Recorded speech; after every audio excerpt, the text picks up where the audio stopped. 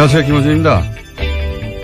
계층 사다리, 최근 비트코인 기사에 자주 등장하는 단어입니다. 이 용어는 최근 두 가지 용도로 주로 쓰입니다. 하나는 일확천금을 노리는 도박 심리를 계층 사다리를 타는 정당한 노력으로 합리화할 때, 교육으로도 계층 상승이 불가능해진, 개천에서 용나는 것이 불가능해진 이 시대에 비트코인은 부모가 누구인지 묻지 않고 공평하다, 이런 식으로 쓰입니다.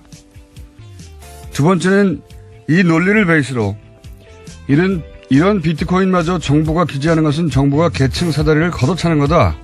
고로 2030 세대는 정부에게 배신을 당했다. 지지를 거둬라.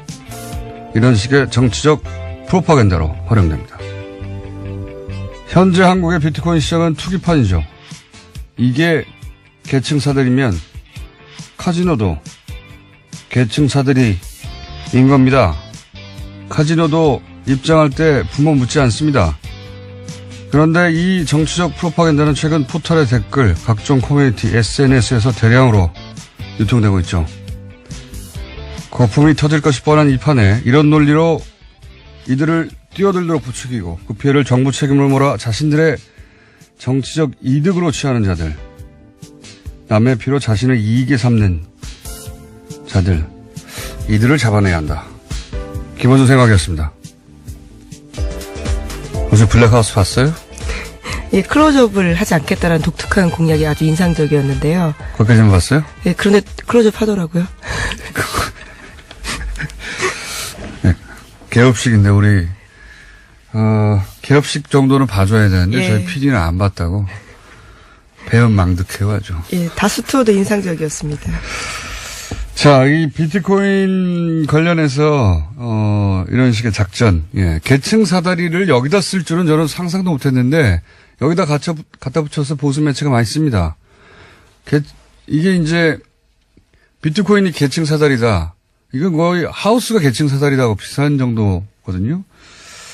근데 이 논리를 대량으로 유포하고 포털에서 뭐 하는지 모르겠어요, 사실은. 이런 식의 작전, 댓글, 이거 포탈이 정상적으로 이루어지는 게 아니라는 걸 알 수 있거든요.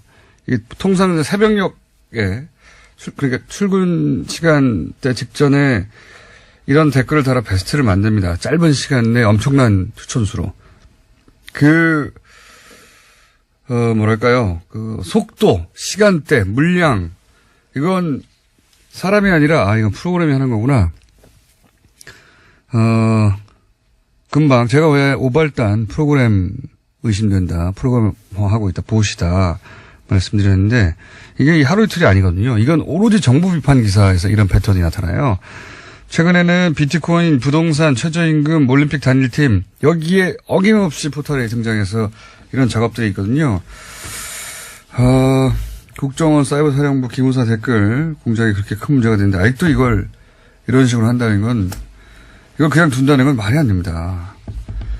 반드시 잡아서 처벌해야 된다. 근데 그때 등장하는 논리 중에 아주 신박한 것이 계층 사다리예요. 계층 사다리. 자, 첫 번째 뉴스는 뭡니까? 네, 어제 문재인 대통령이 이명박 전 대통령의 기자회견에 대한 입장을 냈습니다. 노무현 전 대통령의 죽음을 거론하면서 정치보복을 운운하는 것에 대해서 분노의 마음을 금할 수 없다라는 건데요. 문 대통령은 이 전 대통령이 마치 청와대가 정치보복을 위해서 검찰을 움직이는 것처럼 표현한 것은 정부에 대한 모욕이다라고도 주장했습니다.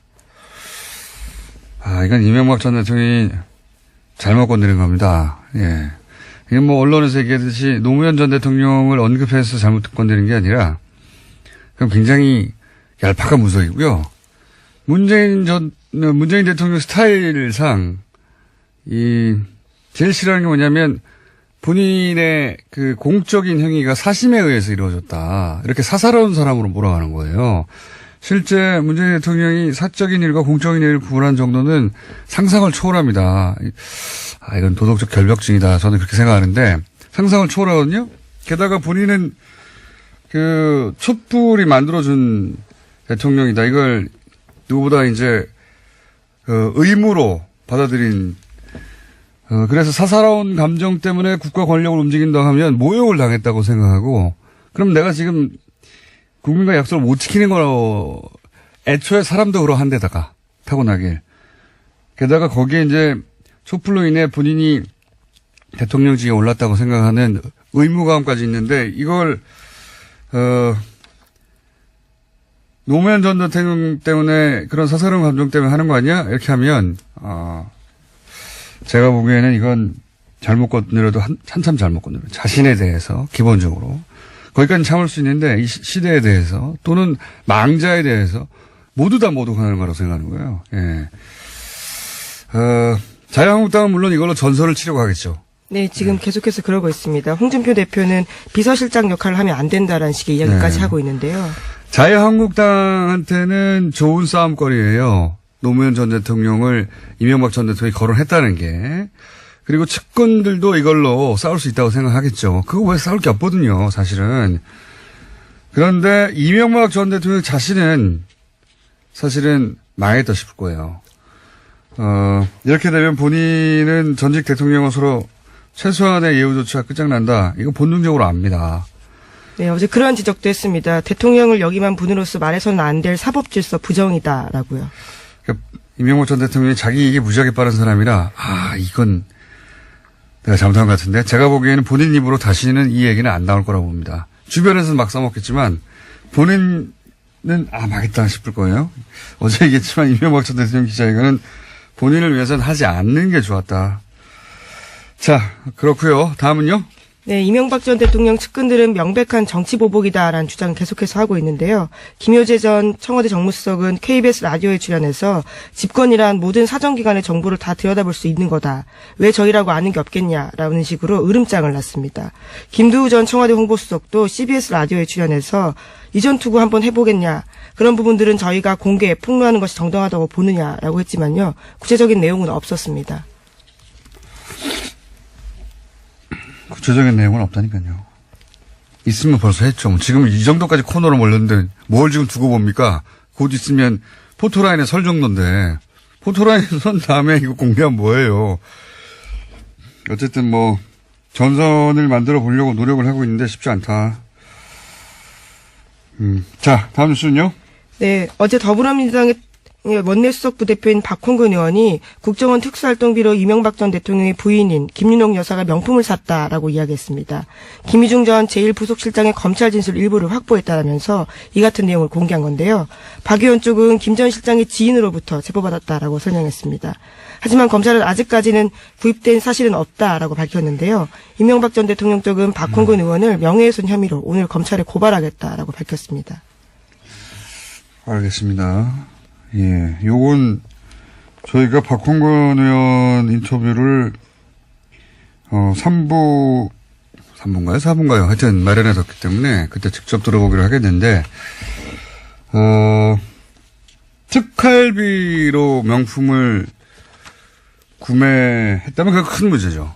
예, 그건 뭐 양상이 달라지는 이야기입니다. 근데 그냥 단순한 명품 구매 이야기면 제가 할 게 많습니다. 네, 아주 많아요. 예. 할까요, 말까요? 예를 들어서 이제 대통령 순방 때, 뭐, 파리나, 예, 자세한 얘기는 제가 드릴 수가 없고, 때가 되면 말씀드리겠고, 파리나 워싱턴, 정확하게는 미국에서는 버지니아죠. 예. 유럽에서는 파리고, 거기 이제 유명한 브랜드들이 여러 개 있지만 그중에도 특히 사랑하는 브랜드가 있어요. 예. 김영 여사가. 그래서 그 브랜드를 그 가게 문을 닫고 쇼핑했다는 이야기는 아주 유명한 이야기입니다. 재임 시절에 그런가요? 재임 네, 시절입니다. 예. 재임 시절에. 예. 굉장히 구체적으로 있습니다. 네. 이거 다음에 얘기하죠. 네, 돈의 출처는 아직까지 확인된 바는 없다라는. 그러니까 이 명품, 예. 이제 이게, 특활비하고 연결되는지는 저는 모르겠어요. 예. 그건 뭐 제가 확인할 수가 없는 일이고, 이거는 이제 그때 현장에 있었던 뭐 수행원이나 혹은 돈을 건네준 사람이나 혹은 검찰이 밝혀내야 할 일인 거고요. 그리고 김민중 전 실장의 지인이 들었다면 김유정 전 실장은 알고 있을지 모르겠지만 그 얘기를 나와서 하진 않을 것 같고요. 그렇죠? 인터뷰도 하지 않고 계시고. 하지만 재임 기간 중에 그냥 명품 구매 얘기라면 제가 아는 바가 좀 많다. 예. 삼순요? 네, 이명박 정부 시절의 특수활동비 사용 관련해서 또 다른 보도가 나왔습니다. 어제 저녁 TV조선 보도인데요. 이명박 정부 시절 내곡동 사저 논란으로 특검까지 갔던 사건이 있었습니다. 이 사건이 이번 이명박 정부의 특수활동비 사용 논란에 재조명됐는데요. 검찰이 이 내곡동 사저 부지 매입에 들어간 11억 원 2천만 원 가운데 6억 원이 국정원 특활비였다라는 진술을 확보했다라고 합니다. 이 또한 김희중 당시 제1부속실장의 진술이라고 합니다. 이거는 이제 양상이 전혀 다른 이야기죠. 예. 이거는, 그러니까 지금 국정원 특활비를 사적으로 이용했다. 일반 뇌물하고는 완전 재질이 달라진단 말이죠. 예. 대통령의 권한으로 특활비를 가족들이 이용했다는 건데 사실 이 6억, 내곡동 사저 6억은 사실 특검까지 들어갔지만 정확하게 밝혀지지 않았죠. 네, 예. 당시에 이상은 다스 회장에게 6억 원 받았다라고 빌렸다라고 이시영 씨가 주장한 바 있습니다. 근데 이제 앞뒤가 안 맞아가지고 그 이상은 다스 회장의 부인은 찾기는 모르는 예, 돈이라고. 그렇죠. 예. 왜냐하면 6억을 현금으로 가득 베란다에 쌓아놨다는 것도 웃기지만 베란다에 쌓아져 있는 거 가져갔다는 것도 웃기지만 게다가 그날은 이세훈 회장이 자택에 없었다고 김정식 씨가 나중에 또 얘기했죠. 예. 이게 그래서 앞뒤가 안 맞고 6억은 비자금이거나 최소한 뭐 이렇게 의심이 됐던 돈인데 이게 이제 특활비일 수 있다는 이야기가 나온 거잖아요. 이야, 이건 대단한 겁니다. 이건 박근혜 전 대통령이 본인 사저에 기름값 정도 뗐다고 하는 거하고는 규모가 달라는 거죠. 예. 기름값 1,000만 원 정도 썼다는 거거든요. 특활비에서. 예. 그게 아니고 자기 집을 샀다는 거 아닙니까, 그냥. 야. 이게 이제 언론이 앞서가서 보도할 때가 있는데 이게 굉장히 만약에 앞서가서다가는 위험한 보도라서, 만약에 보도대로 실제 진술이 확보됐다면 대형 사고네요, 대형 사고. 네, 2012년 특검 당시에 청와대 압수수색 가로막혀서 6억 원 출처 확인 못한 바가 있는데요. 이번에는 검찰이 그러한 진술을 받았다라는 건데, 물론 TV조선 보도에 따르면 검찰이 공식적으로는 아직 확인된 바 없다라고 밝히고 있다고 합니다. 확인하려면 뭐 단계가 오래 걸리겠지만 기본적으로 그 돈을 관리하던 누군가로부터 진술을 확보했다는 거 아닙니까? 네, 예. 이 보도에 따르면 김희중 당시 제1부속실장 진술입니다. 이건 상상을 초월하는 거네요. 그때는 이제 평상시 보관하던 비자금으로 하지 않았을까. 근데 그 정도였는데 그게 아니라 국정원 돈으로 자기 집을 그냥 샀다면은 대단한 겁니다. 이거 국가 정말. 안보와 정보를 책임지고 있는 곳에 특수활동비를 이렇게 썼다라는 진술이 나온 거죠. 박근혜 전 대통령의 1,000만 원 자기 기름값 집 기름값. 네, 에어컨 수리비 등이 있었습니다. 규모가 다르네요. 예. 다음은요. 네, 김희중 전 부속실장이 생활고에 시달리고 수차례 면담을 거절당하면서 이명박 전 대통령에게 서운한 감정이 컸다라고요. MBN이 어제 저녁에 보도했습니다. 요거는 저희가 잠시 후에 사실은 김희중이란 이름을 검색어로 올린 장본인이죠. 예. 정두현 의원 직접 출연해서 자세히 한번 관련해서 제가 물어보기로 하겠습니다. 근데 이제 이 특활비가 내곡동 사저로 갔거나 아니면 특활비가 김유영 여사의 개인적인 쇼핑 비용으로 갔거나 하면 폭발할 거라고 봅니다. 이 사안은 아주 양상이 달라지는 거죠. 다음은요. 네, 특활비 사용과 관련된 뉴스가 하나 더 있습니다. 이명박 정부 시절 국정원 특수활동비가 민간인 사찰을 무마하는 데도 쓰였다라는 증언을 전해드린 바가 있는데요. 관련해서 자금 전달에 관여한 국정원과 청와대 인사들이 검찰 조사 받았습니다. 관련된 진술이 경향신문에 오늘 아침 나왔는데 지시를 받고 돈을 전달만 했을 뿐이다라고 모두 이야기하고 있다고 합니다. 그러니까 이 사건 전체를 지휘한 윗선을 밝히는데 검찰 수사에 초점이 모아지고 있는데 가장 윗선은 아무래도 이명박 전 대통령으로밖에 할 수 없다라는 겁니다. 너무 당연한 거죠. 왜냐면은, 모경만 국정원 기조실장이 이 정도 액수를 마음대로 할 수 없기 때문에 원세훈 국정원장의 지시를 받았을 것이고, 그리고, 지금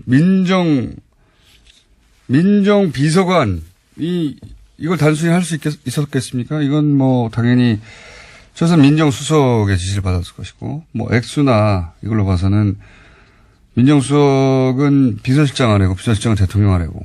예. 네, 보고 체계가 그렇게 되어 있습니다. 당연히 근데 대통령 원세훈 원장을 민정수석이 마음대로 할 수는 없고 비서실장도 마음대로 할 수 없고 대통령만 지시를 할 수 있으니까요. 이건 뭐 대통령한테 물을 수밖에 없는 사안인 겁니다. 네.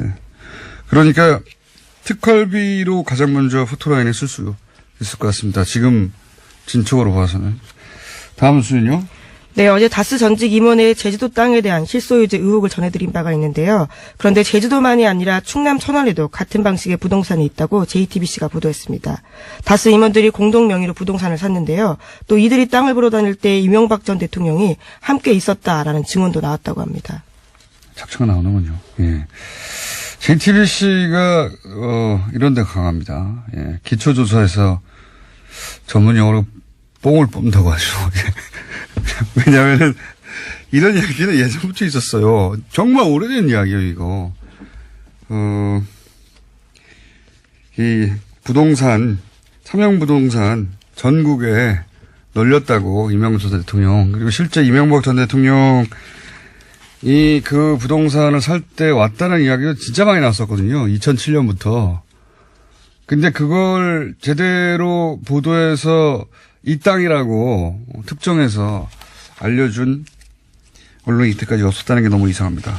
자, JTBC가 이명박 전 대통령의 차명 부동산을 샅샅이 뒤지고 있다는 얘기죠. 앞으로 더 나올 수도 있겠습니다.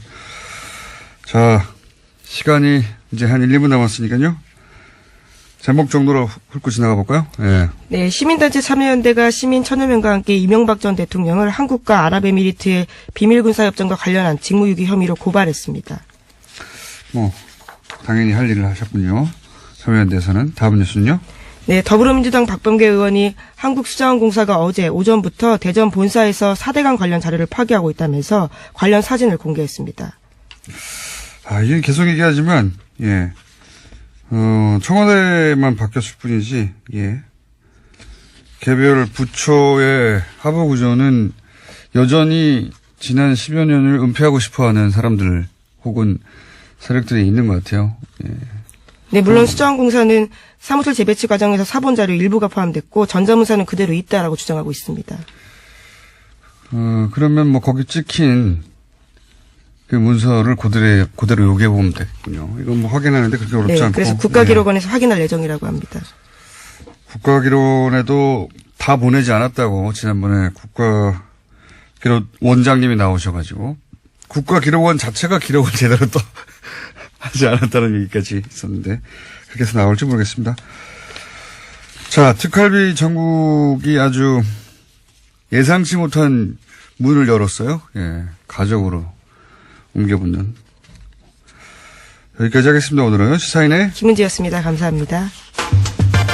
김희중 전 청와대 제1부속실장. 네, 어제 오늘 계속해서 화제가 되는 인물입니다.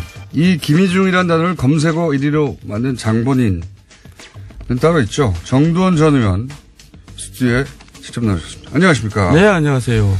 저희가 스튜디오에 모시려고 여러 번 했는데 나오신 건 처음입니다. 아니, 저 부르지 않았는데 저는 전국 제1의 방송에 나오고 싶었는데 안 불렀어요. 전화만 한 번인가 두 번 하고. 영광입니다. 저희 작가하고는 얘기가 다르네요.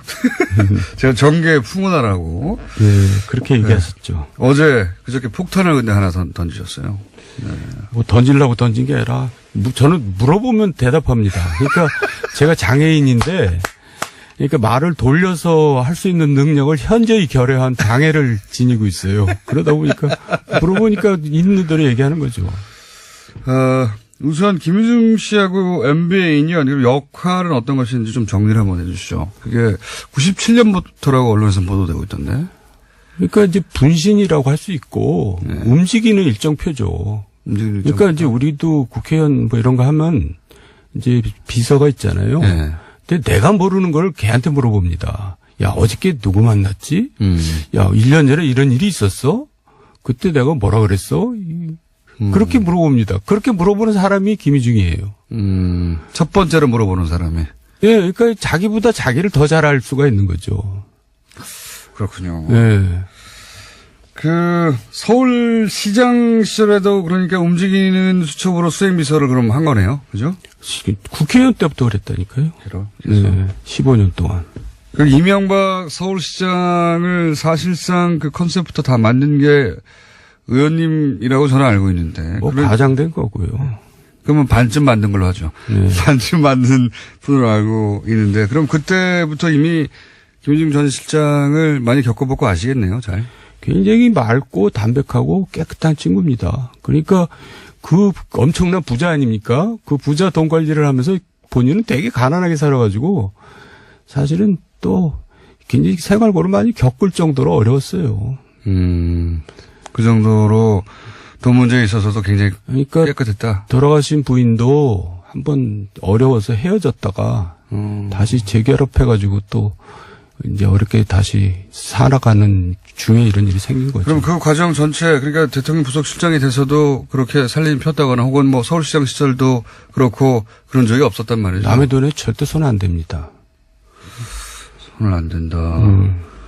그럼 이게 이제 그 당시 솔로몬 저축은행 임 회장한테 이제 임 회장이 영업 정지 막아달라고 로비를 전박을 했었죠. 예. 당시에. 예. 그러다가 이제 그 언론 보도를 정리하면 검찰 기소 내용 정리하면 3번 정도에 걸쳐서 1억 8천을 받았다. 예. 예. 그러니까 이제 실수한 거죠. 그때 넘어간 겁니다. 임석한테. 근데 제가 이제 요 기사 그때 당시부터 저는 좀 이상했던 것이 청와대 내부 감찰에서 그러니까 그 솔로몬 저축은행 임회장이면 요주 인물인데 3번이나 만나서 돈을 받는 게 안 걸렸다는 것도 제가 이해가 안 갔었거든요. 돈 주는 사람은 집요하기 때문에 돈 거절하는 것도 사실 굉장히 힘든 일입니다. 저도 뭐 정치하면서 겪어보지만 그러니까 이제 돈 주는 사람이 돈 주겠다고 마음먹으면 별 수를 다 써서 주죠. 제가 이제 또 그럼 이상한 대목을 여쭤볼게요. 더 잘 이해가 안 가는 것은 이상득 당시에 이제 밝혀지기로는 이상득 전 의원에게 3억을, 줬고. 그건 이제 제가 소개해서 준 거죠. 그래서 제가 공범이 된 겁니다. 나중에 무죄를 받았죠. 네. 네. 그 여의도 연구소장부터 교도소까지 다 겪으신 분이에요, 지금. 풍운아. 그런데. 풍운아는 김어준 씨지. 제가 왜 납득이 잘 안 가냐면, 이상득 의원에게 직접 줬단 말이죠. 근데 이제 부속실장이 솔로몬 저축은행 영업 정지를 막을 수 있는 사람이 아니잖아요. 어느 정도, 그러니까 급하니까 이제 여기저기 뛰어다닌 거죠. 이제 저는 이때 어떤 생각을 했냐면, 이게 배달하다가 이게 사고 났구나. 이런 생각을 했었거든요, 당시에. 그건 절대 아닙니다. 아니라고 그러니까 MB께서는 그런 돈을 받는 사람이 아니에요. 돈이 많기도 하지만 대통령이 되겠다. 또 대통령이 되고 나서도 그렇게 사사로운 돈을 받지 않아요. 의원님 모르시는 거 아니에요, 혹시? 또 규모가 그 정도 돈은 또 절대 안 받습니다. 근데 본인이 이렇게 얘기했단 말이죠. 김희중 씨는, 금품을 수수하지는 않았다. 끝까지 부인을 했어요. 이번 일로 자기 이름이 거론된 것에 도의적인 책임을 지겠다고 했지, 내가 돈을, 수수하진 않았다고 했단 말이죠. 그러니까 돈이 간 건 사실이고, 근데 본인은 수수하지 않았다면, 그 돈을 누군가한테 전달하려고 했던 거 아니냐. 게다가, 제가 그때 이제 이게 오래된 얘기지만 그때 당시 이명박 전 대통령에게 굉장히 관심이 많았기 때문에 제가 주의 깊게 본 사건인데 게다가 이제 김희중 씨가 이제 굉장히 담백하다고 하셨으니까 그런 성격이면 자기가 받았다고 하지 않을 거면 이미 잡혔는데. 그러니까 이제 어떨 길을 받았는데 그거를 이제 돌려주려고 갖고 있었을 가능성이 높고요. 3번에 나눠서 받은 건 얼떨결에 받은 게 아니었습니까? 한 번 받으면 또 그다음에 또 거절하기 힘들죠. 근데 MB한테 전달하는 거는 제가 아는 MB는 그런 돈은 절대 안 받습니다. MB한테 전달하기에는 제가 그러니까 보기에도 1억 8천을 자범 수준은 아니에요. 자범 수준. 굉장히 이중적인 의미로 말씀하신 것 같은데. 그러니까 저도 이상득 의원에게 3억이 갔는데 네. 이명박 전 대통령에게 1억 8천이 갔다는 건 말이 안 되잖아요. 말이 액수가. 안 되죠. 네. 액수가 말이 안 되는데 그러니까 이명박 전 대통령은 아니고 그런데 영향을 미칠 수 있는 누군가한테 가는 것을 이 분이 배달하다가 결국 본인이 뒤집어 쓴 게 아니냐. 그건 아니고요. 아니라고 부속실장이면 굉장히 힘이 센 자리라고 볼 수 있고 이제 금감원이나 금감이 이쪽에다가 좀 얘기 좀 해달라. 그런 차원에서 했겠죠. 직접 요건에 관해서는 물어보지는 않으셨죠? 네, 예, 그렇습니다. 근데 본인이 보시기에 그런 정도의 구도로 이루어진 일이 아니겠는가? 네, 그렇습니다. 너무 확대 해석할 필요 없어요. 그거는 그렇습니다. 그래요.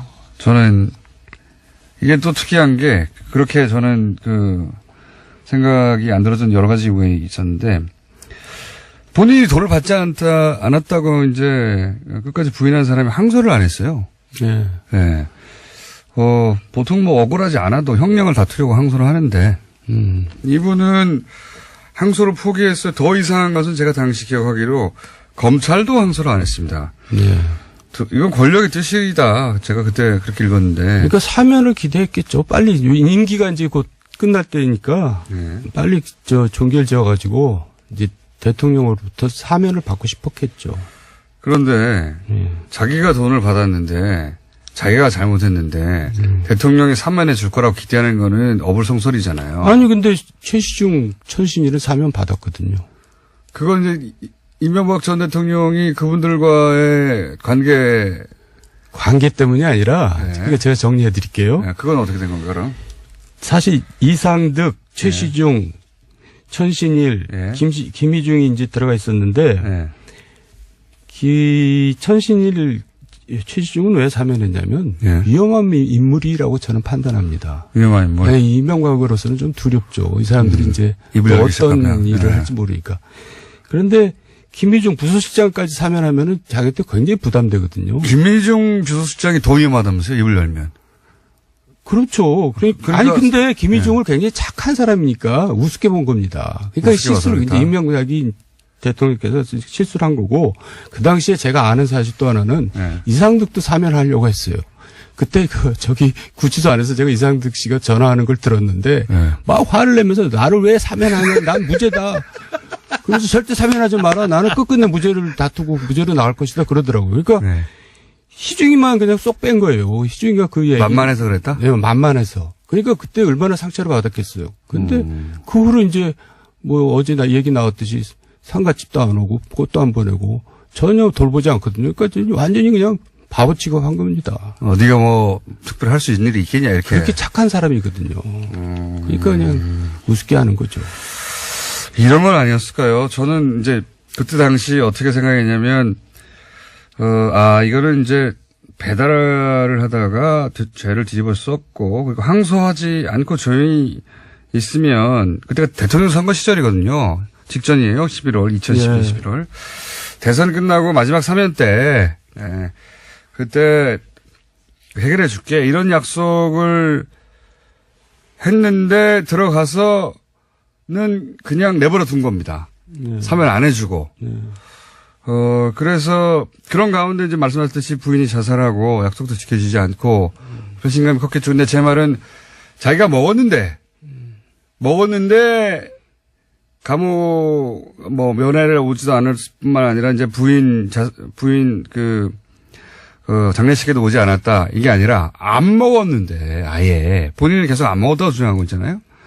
안 먹었는데 누군가의 대타로 갔는데 사면시켜 준다고 했다가 이거 완전히 버려버린 거죠. 부담되니까. 그러니까 지금 김원주 씨는 집요하게 이제 거기에 대해서 집착을 하시는데 저도 사실 팩트는 모르죠. 근데 아닐 것 같다. 제가 아는 MB는 그런 자범은 아니라는 거죠. 그러니까 MB한테 간 건 아닌 것 같아요. 근데 그 정도. 또 딴 사람일 수 있다? 네. 그 주변에 누군가한테 간 것 같다. 그건 제가 모르죠. 자, 일단 요 이야기는 저의 당시의 소리였는데 이 중에서 그러면 출소 후에 이명박 전 대통령에게 이제는 이제 다 끝났잖아요. 전입이 됐고 본인도 나왔고 그러면 이명박 전 대통령이 그때는 정치적으로 부담돼서 그랬을지 몰라도 나중에는 챙겨줄 수 있지 않습니까? 그러니까 그러니까 정치적으로 부담스러워한 겁니다. 이제 돈 받고 들어가서 살다 나온 친구를 내 옆에 두면은 내가 기스 날 것 같으니까는.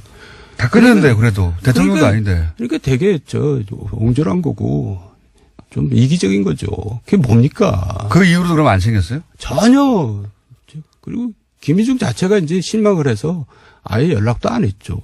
김희중이 뭐 찾아가서 도와달라고 그러는 얘기 나오는데 그러지 않았습니다. 김희중 자체가 얼씬도 하지 않았어요. 쳐다도 안 봤습니다. 그쪽으로 쳐다보지 않겠다. 예, 내가 그랬어요. 가서 인사라도 드리지 그랬냐 그랬더니 아이 됐어요. 뭘 인사를 해요. 안 갔습니다. 이미 이제 마음이 거기서 끊어진 거죠. 끊어진 것이다. 네. 하하, 참. 배달사고인지, 그러니까, 이명박 전 대통령이 직접 받았을 리는 없고 액수 작고, 하지만 주변 누군가로 가던 돈이었을 수도 있다고 저는 보는데, 거기까지는 잘 모르시겠고. 근데 그럼 이 부분은 그 시절부터, 97년부터 계속 있었으면 그리고 수첩이었으면 사실상에, 네. 그 시절이면 도곡동 땅 문제가 불거졌을 시절부터 다 안다는 거네요, 내용은? 다 알죠. 도곡동 땅, BBK, 다스, 상성 문제. 예. 2012년까지 계속 있었으니까 내곡동 사저 140억 돌려받은 거 다. 그런 거 다 알 겁니다. 폭탄이네요. 돌려받은 거? 네, 뭘 돌려받은? 내곡동 사저를 돌려받은? 아니, 140억, BBK 140억을 나중에 김경준 씨로부터 돌려받은 것. 그런 내용도 다 알고 있겠죠. 바로 모든 전화를 대통령이 직접 합니까? 다 누구 시켜서 하고 그러고 누구 불러라 하고 그러는데 그 흐름을 다 알고 있겠죠. 거의 다 알고 있을 것이다. 네. 특히 대통령 되기 이전 거는 대통령이 아니어서 아주 대통령은 또 많잖아요, 수행이. 네. 근데 이제 그 이전 건 아주 자세히 알고 있겠네요. 대통령 수행은 많지 않습니다. 그래요? 이 김희중 혼자 합니다. 네. 특활비도 안다고 아는 거겠죠, 당연히? 그러니까 이런 특활비 얘기가 나온 거겠죠? 그렇죠. 그 자기가 받은 특활비를 자기가 모르겠어요. 그 특활비 중에 1억을 받아서 지금 제2부속실로 줬다는 거 아닙니까? 제2부속실은, 영부인. 네, 가족들 관리하는 곳인데, 거기 줬다는 건 영부인이 그 돈을 썼다, 이렇게 봐야 되는 거 아닙니까? 물론입니다. 예. 그게 언론에 보도되듯이 명품에 썼는지 어떤지 모르겠지만, 개인적인 용도로 썼다고 봐야 되겠죠? 그거는 이제 검찰이 밝혀야 되겠지만, 공적으로 썼어도 문제죠. 공적으로 왜냐면 쓸 일이 있나요? 공적으로 청와대에 쓸 일은 많이 있겠죠. 근데 이제 그 공적으로 써도 그것도 그것도 문제긴 하지만 불법입니다. 예. 네, 문제긴 하지만 공적으로 쓸 돈을 그 부인이 그렇게 받았을까요? 그래서 어쨌다는 겁니까? 아시는 거 있나 싶어가지고요. 저는 거기에 대해서 모릅니다. 그쪽은 모르시고요. 예. 명분백 얘기 나오던데. 예. 그것도 좀 너무 억측인 것 같고 검찰에서도 그건 부인했던데요. 그 확인되지 않았으니까 검찰은 부인하겠죠. 검찰은 말을 하려면 적어도 영수증을 확보해야 말할 수 있을 텐데 특활비가 거기 쓰였는지는 제껴놓고 혹시 평상시에 명품을 좋아한 거 어떤 그 취향에 대해서는 아십니까 혹시?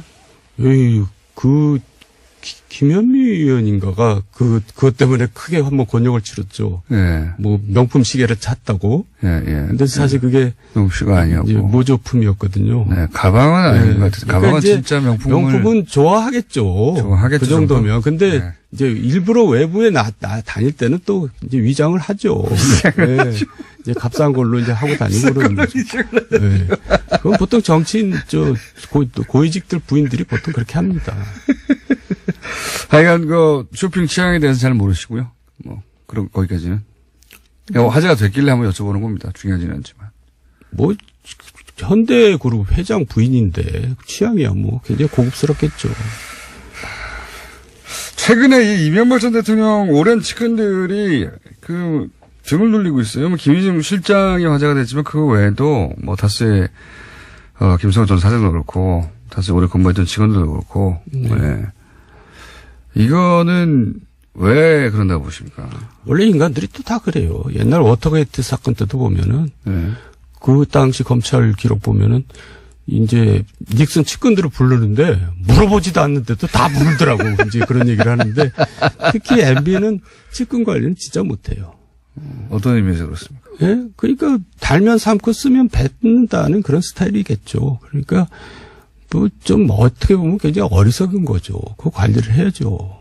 그러니까 앞으로 입을 열 사람이 더 본인이 많겠네요. 책임져야 될 일입니다. 앞으로도 더 나오겠죠. 저는 이제 이게 더 번질 때가 이제 중요한 부분이 어디냐면 민간인 사찰 부분이라고 생각해요. 아, 본인이 직접 겪으셨죠, 그거는. 예, 제가 예. 1차 사찰 대상인데. 근데 왜 사찰 대상이 되신 거예요? 그때 이상덕 의원에 대해서 출마하지 말라고. 불출마 그거 하나입니까? 55인 사건 불출마를 주동한 게 첫 번째고 또 하나는 이제 제가 도곡동이나 BBK에 대해서는 굴뚝같이 MB 말을 믿었거든요. 예. 그래서 이제 그 당시 국세청이나 검찰에서 만든 엉터리 파일이라고 생각하고 그걸 다 내놔라. 예. 그것 다 파괴시키겠다. 그래갖고 제가 이제 그걸 요구를 했는데 너 왜 쓸데없는 짓 하고 다니냐. 이제 저를 오해한 겁니다. 자기를 뒷조사하는 것처럼. 그래서 내가 그럴 리가 있나요? 서울시장을 만들고 대통령을 만들었는데. 그래서 내가 보고 드리지 않았습니까? 이거 파일들은 다 없애야 됩니다. 나중에 또 엉뚱하게 사용될 수 있으니까. 그런데 그거를 갖다가 이제 한상준이라는 사람이 이제 SD한테 가서 쪼르르 가서 이제 잃는 겁니다. 정도니까 자꾸 요구한다. 네. 그러니까 SD가 이제 그걸 MB한테 얘기했겠죠. 이상덕 의원. 그러니까 MB한테 제가 거의 그 10년 가까이 같이 지냈는데 처음으로 이제 야단을 맞은 겁니다. 1시간 동안. 너 왜 쓸데없는 짓 하고 다니냐. 그래서 저는 왜 야단을 맞는지 좀 몰랐어요. 네. 본인을 도와주겠다고 하는 건데. 도와주겠다고 하는 거고 보고를 한 건데. 지금 와서 생각해 보니까 그런 것들이 다 위험했던 것 같아요. 네. 문제가 있었던 것 같아요. 그러니까 그러지 않았겠어요. 그러니까 당연히요. 제가 순일했던 거죠. 죄송합니다. 오로지 그 이유였어요? 오로지? 그 두 가지 건이 굉장히 결정적인 계기가 됐어요. 그래서 어디까지 당해보셨습니까? 사찰이야 뭐. 저 미행을 시키고 그래가지고 제 주변 이런 얘기를 했어요. 청와대에서 정도원과 가까운 자들을 씨를 말리겠다. 그래서 제가 이제 청와대에서 그러길래 제가 이제 그렇게 제 주변을 그렇게 괴롭혔거든요. 네. 제일 실제 들으신 얘기예요? 씨를 말려라? 예, 제일 이제 괴롭 당한 사람이 정태근 의원이고 뭐 남경필 의원도 그렇고. 근데 그래서 제가 그렇게 얘기를 했어요. 아, 그럼 나한테 좀 확인을 좀 해라. 나하고 친하지도 않은데 당하면 얼마나 억울하겠느냐. 이렇게 친한지 아닌지 물어보고 씨를 말려라. 예. 그렇잖아요. 그렇죠. 예. 공직사회에서 엉뚱하게 씨가 말릴 수 있으니까. 저 때문에 피해 당한 사람도 많습니다. 승진이라는 그래요? 문제에서. 예. 저하고 가깝다는 얘기. 어쩌다가 통화 몇 번 했다고. 예. 그래서 그러니까 이제 씨를 말려라고 해서 무슨 일을 당하셨어요 그때? 그러니까 저를 이제 그 기피물을 자꾸 만드는 거죠. 그래가지고 저 뭐 다 뒤지다가 저한테 또 걸렸어요. 저 미행하다가. 미행하다가 걸린 적도 있어요? 예, 미행하다가 걸려가지고. 국정원이었어요? 아니면 그때? 이제 그때 국정원 직원이었죠. 청와대 파견 나온. 예. 그래가지고 제가 SD한테 이제 항의를 했죠. 예. 어떻게 걸렸습니까? 저도 당해봐서 그러니까 아는데. 이제 제가 눈치를 때려잡으셨어요? 국정을 한심하게 보는 게 예. 남을 사찰하고 미행하는 것까지는 좋아요. 그게 국정원 일일 수도 있는데 예. 왜 들키냔 말이에요. 그러니까 어떻게 들켰어요 그때? 아니 어떻게- 접근해 오면 접근할수록 들킵니다. 근데 그렇죠. 예. 그 당시에 이제 또 저에 대한 모든 중상모략, 뭐 음해 이런 거를 또 뭐 찌라시에 뿌리고 난리가 났는데 예. 그 중에 이제 어떤 얘기가 들어왔냐면 그 자료를 주간지 월간지 기자들한테 주면서 기사를 쓰라고 한 거예요. 예. 그 주간지 월간지 기자 중에 저를 좋아하는 사람이 있잖아요. 그러니까 그걸 저한테 알려준 겁니다. 예. 그래서 제가 확인을 해봤더니 사실이에요. 예. 그래서 이상덕한테 쫓아갔죠. 갖고 이게 무슨 짓들을 하는 거냐 도대체. 예. 그랬더니 나 이제 이건 도저히 가만히 안 있겠다. 그랬더니 그 이상덕 옆에 이제 그때 다른 국회의원이 있었는데 이상덕 측근 그 국회의원이 그럼 내가 나서서 해결하겠다 해가지고 예. 그거를 이제 그 사람을 내가 뭘 요구했냐면 그 친구를 잘라라가 아니라 그 친구 청와대 두면 안 되니까 국정원으로 돌려보내라. 예.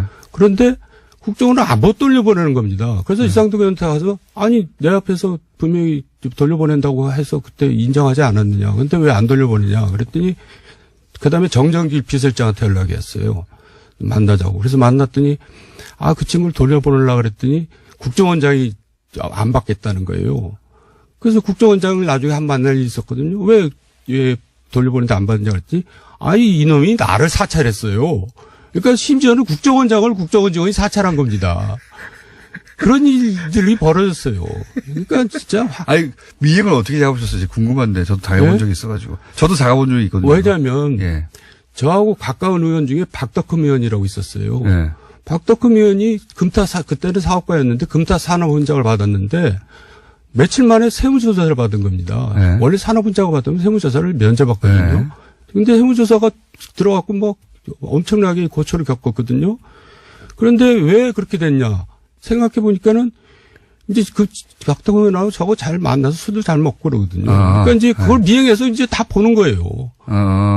나중에 또 드러났지만 또 어떤 사학재단 뭐 이사장하는 친구도 있거든요. 예. 그 친구도 저하고 굉장히 가까운 친구인데 그 친구도 저 엉뚱하게 뭐 세무조사 들어가고 만난 사람들마다 세무조사 들어가는 거예요. 얼마 안 있으면 곧 이제 네. 폐해를 입는 거고요. 예. 예. 그걸 그 미행하는 거지 뭐예요. 아, 저는 물리적으로 확인한 적도 있거든요.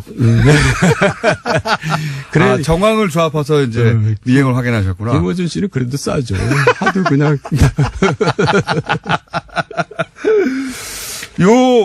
그 사찰도 한번 터질 것이다 보시는 거군요. 그 문제가 왜 터져야 되냐면 전 터져야 된다고 보는데 네. 박근혜 정권에서 블랙리스트가 문제가 됐잖아요. 네. 근데 이거는 가장 악랄한 블랙리스트입니다. 민간인 사찰은 네. 악랄한 블랙리스트. 왜냐하면 이명박을 비판하는 자들은 네. 분야를 막론하고 지휘고하를 그게 막론하고 블랙리스트 수준이 아니라 그냥 이제 사찰을 하는 겁니다. 그러니까 이제 총리실 공직윤리지원관실에 있는 멤버들 다 영포 라인이거든요. 영포 라인들. 영일포항.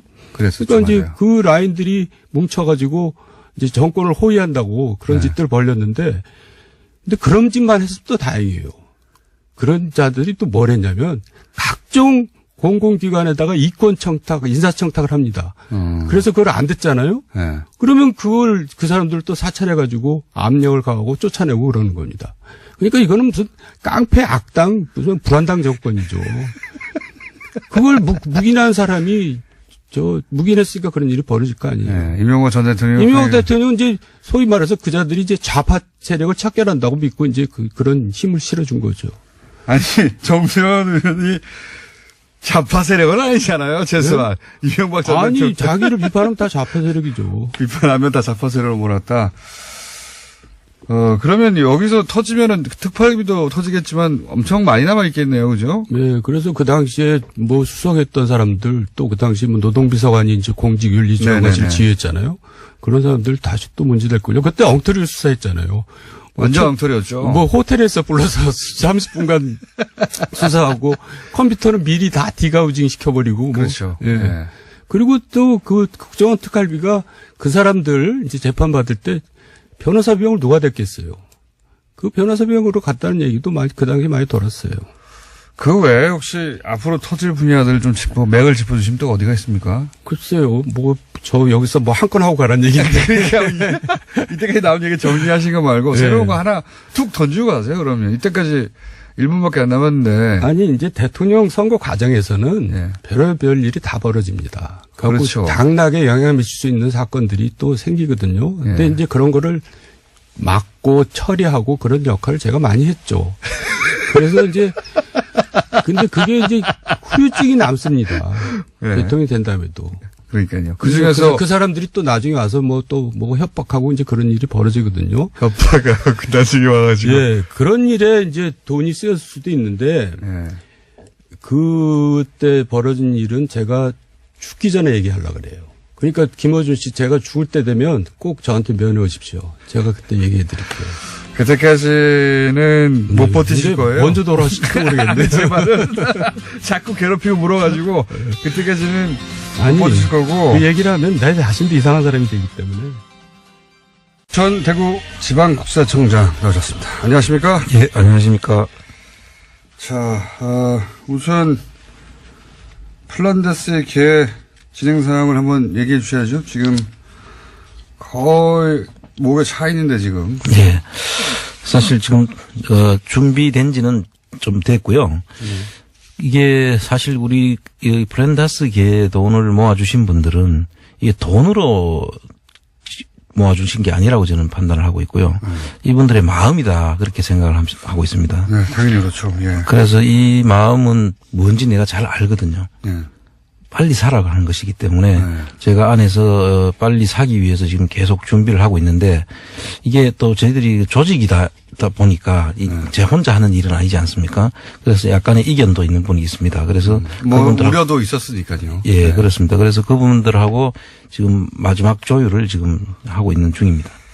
이게 원래 스케줄대로라면 2월 중순쯤에 이제 모여질 걸로 가격이 나오는 거죠. 예. 그런데 지금 현재는 1월 중순 한 달 정도 남았는데 너무 많이 남았어요. 예. 그래서 작년 기준으로 이제 살 수가 있고 네.